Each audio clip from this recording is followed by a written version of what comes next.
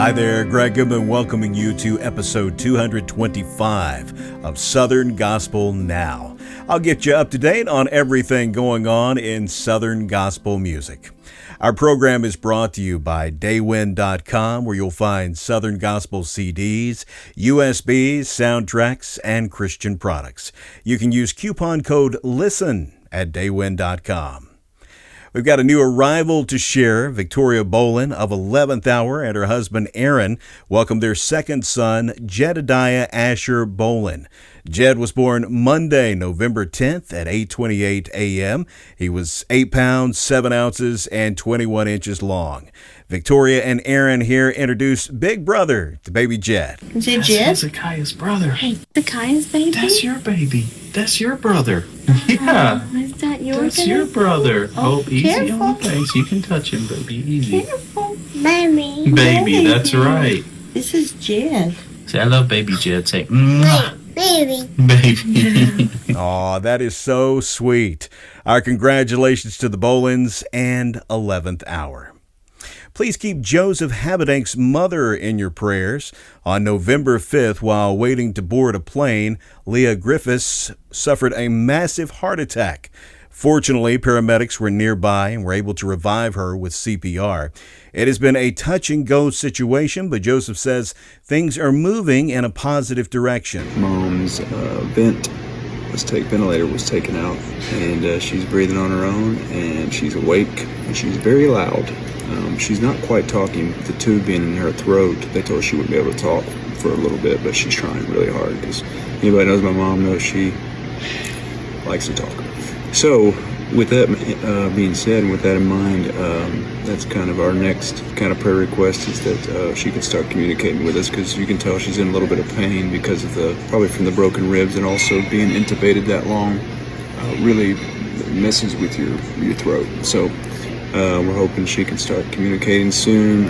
Also pray for Lindsay and I are trying to decide when we can go home, and so we want to make sure we have wisdom when it comes to that. So it's always hard, trying to figure out what's right. So appreciate your prayers. So this has been a good day today. Not out of the woods, I wouldn't say 100%, but barring no major setbacks, she is well on her way to recovery. This is so good to hear. Continue to keep Leah and her entire family in your prayers.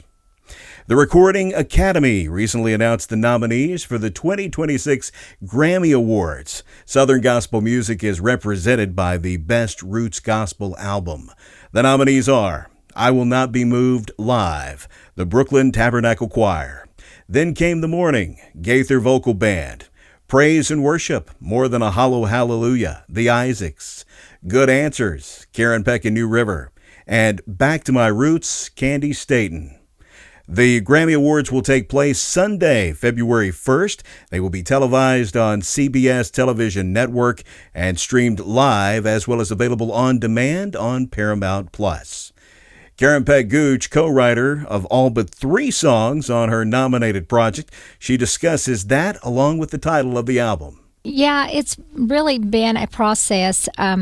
So much has happened in our lives and our ministry over the last few years, and it's like the tunes just came to me and the ideas. I'm really a tune and an idea person. Then I get with fantastic writers to help me get to where I need to be. Well, our mom had been very sick, and 2 weeks before she passed in July of 2024, Mama said, I've prayed to God, and God gives good answers.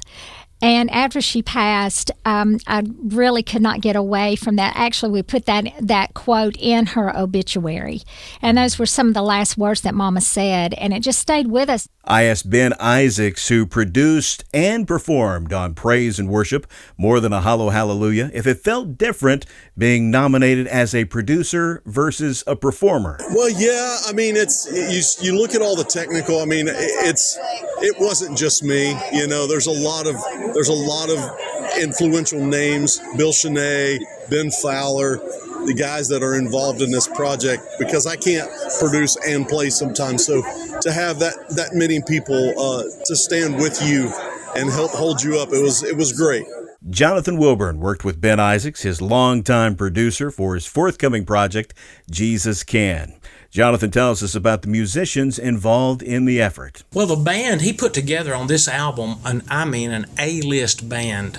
Dan Needham, Jacob Lowry, Brian Sutton, just so many great musicians. I can't remember all of them. You know, Scotty Sanders used to be with the Hensons, but it's just a unique combination. When I get in what we call the scratch vocal booth, they want to hear what I'm feeling, and they kind of derive the energy off of that. And if something I'm not liking or something Ben's not liking, we back up and punt, you might say, and try a different feel. We'll look forward to that project, Jesus Can, from Jonathan Wilburn in 2026. Speaking of the new year, Wyatt Austin of The Inspiration says his schedule will be packed with both singing and preaching. More than some. It's wide open. I made the mistake of putting on Facebook that I was accepting preaching dates, and I put my email on, and oh my goodness, it's crazy how many emails I've gotten. I think I've already got 8 revivals booked next year, on top of Sundays. No rest for me next year. Southern Gospel Radio makes a difference. John Durant Rousey of The Guardians tells us about a life-changing moment for one man who heard their latest song, That Somebody Was Me, on the radio. A really sweet lady came to the table, and she had followed Paul Lancaster through his years with the Booth Brothers and had sort of become a friend with him. He knew a little bit about her story, and she asked if he would have me come over to where they were talking. She wanted to share something with us, and she said that her husband, who had been, there are some hurts in life that are almost worse than others, and he had a church hurt many years ago, and it had really caused him to question everything, and he walked away from his relationship with the Lord. It had been really hard in their marriage. There had just been a lot of bitterness that had crept in because of it. By chance, he said, he heard his testimony, his story on the radio, and it was That Somebody Was Me, and he called his wife and he said, "Hey, I'm on my way home." He said, "I've heard my story on the radio, and God is dealing with me. I've got to rededicate my life to the Lord." And she said, boy, it had made a difference in their home. And when you hear a story like that, it makes you feel so small to think how big God is, that he could orchestrate all of that. That is super powerful. These songs offer us so much hope.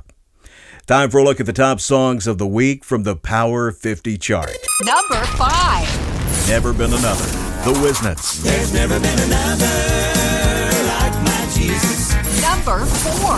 When Believers Will Be Leaving, Down East Boy. Yes, when believers with the Redeemer will be leaving, that's the day this all believer will be gone. Number 3. Pray, the Mark Tremmel Quartet. Pray when you go to bed for your daily bread. Number 2. Sow the Good Seed, Greater Vision. Sow the good seed, do a good deed. Number 1. Homeward Bound, Legacy 5. And now I am homeward bound. Congratulations to Legacy 5 on taking top honors this week. Southern Gospel Now is made possible in part by SouthernGospelPrizes.com, where you can currently register to win Christmas projects from Scotty Inman, as well as Karen Peck in New River. That's SouthernGospelPrizes.com. Southern Gospel Now, episode 225, along with all of our back episodes, available wherever you find podcasts or at SouthernGospelNow.com. I'm Greg Goodman. Thank you for joining me. Do no harm and love your neighbor. I'll see you next week.